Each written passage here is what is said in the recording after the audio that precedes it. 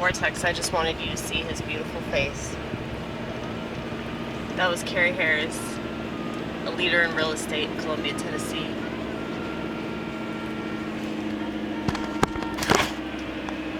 Hi. I'm Amy Gross, leader of stand-up comedy. I'm kidding. I'm not the leader of anything. But definitely not stand-up, since I haven't done it in 3 months. But, you know, I was thinking about how, like, friends of mine, coworkers, family members, people online, a lot of them are convinced that nothing's ever their fault. And whenever you're convinced of that, you can't really do anything. Like, that completely immobilizes you. Or demobilizes you. Which word is it? It makes you immobile. How about that? You're not able to do anything because you're convinced that you don't have to do anything. It's everybody else's problem.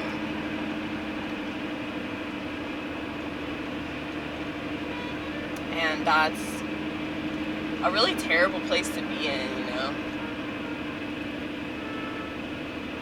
Like,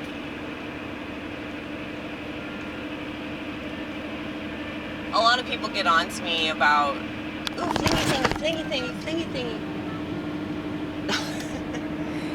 I still need to stop in there at that dispensary and see what it's all about. I need to ask them like 150 questions. But anyway, that flingy thingy must be very depressed today. He's just not getting enough air. That's what's going on over there. But I really am gonna stop over there. I keep telling myself that I will, but I just never do it. And I'm like, next time I'll do it. Next time I'll do it. But yeah, it's gotta be so exhausting being this type of person. That's why I pity them. And, you know, many people get on to me, and I understand, like, you don't want to enable somebody to be a piece of shit. Like, say somebody always needs money, and you keep giving them money. Are they ever going to get a job? Probably not, you know? My friend London, she said, a bum ain't gonna leave. She's talking about our friend's boyfriend, who's a deadbeat. And he's a good dad when he wants to be. Like, when he's there, he's a good dad, but he's hardly ever there. And his girlfriend just keeps putting up with it. And then she had a kid with him. Because she thinks that that's going to change him. And I just don't think that a lot of people are in a position to change. You know, that they don't want to be put in that position because that means that they would have to be uncomfortable. And it's amazing, and I speak for myself here as well, it's amazing what you will do, the consequences that you will endure to not have to endure certain consequences that you fear more. And so I think about that, you know, when, you know, somebody's actions don't seem to make any sense. It's like, well, whatever they're running away from is probably considerably worse in their mind than whatever it is they would have to do to alter their behavior to make it easier for everybody else, you know?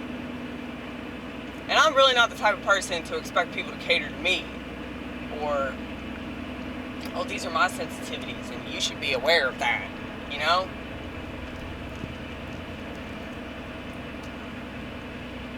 People need to stop taking things personally. I can't stress that enough.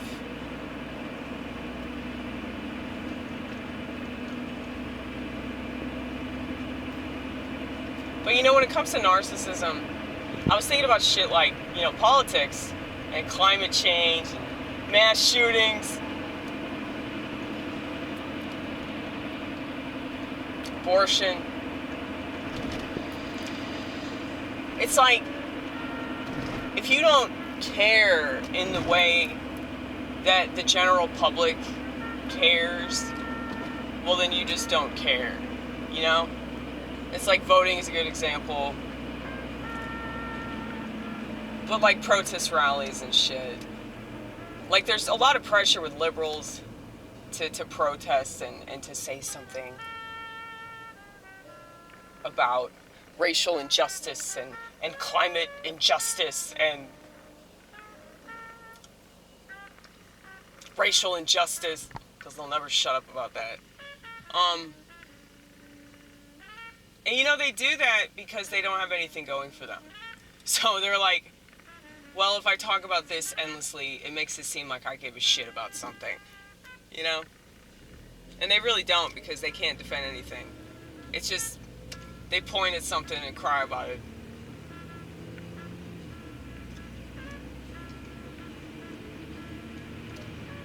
No, I think conservatives do that too. Everybody has an infantilized way of looking at everything, and it doesn't solve their problem. But I don't think the goal is to solve the problem. I think the goal is to whine about the problem. Because if you whine about the problem, you got something to talk about, right? And I'm not saying they're all like this. I'm not saying that they're all just stupid and just desperate to be relevant, but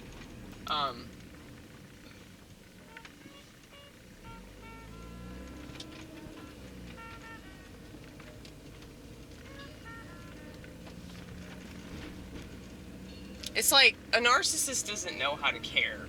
They don't know how to truly care for people. They don't know how to truly empathize. The only thing they know is cognitive empathy. So they're like, oh, I'm supposed to care about this. Well, okay, then I do. I'll put on that costume for the time being.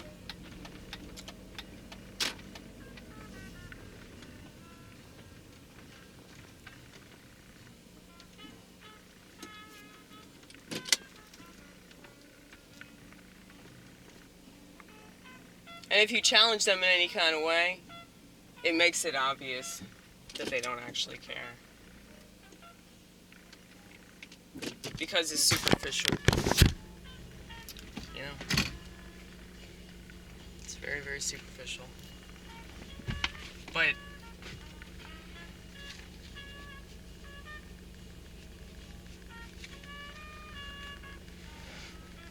just seems like everybody is not aware of how they come across, but the more I think about it, it's like, well, in a world that's totally artificial and superficial and all things official except official, the only thing official is God, motherfucker. Well, it's like, if you live in a world that's fake and super dramatic and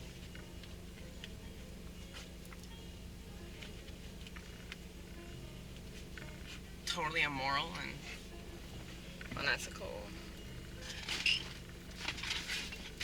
it's like, if you want to fit in with that world, if you think that being part of that world means, like, I have to go on social media and, like, run my mouth and act like I care about all these things that I don't really know much about. I just found out about this, 5 minutes ago, but I care way more than you. If that's the case, then, yeah, I totally understand why it's this way.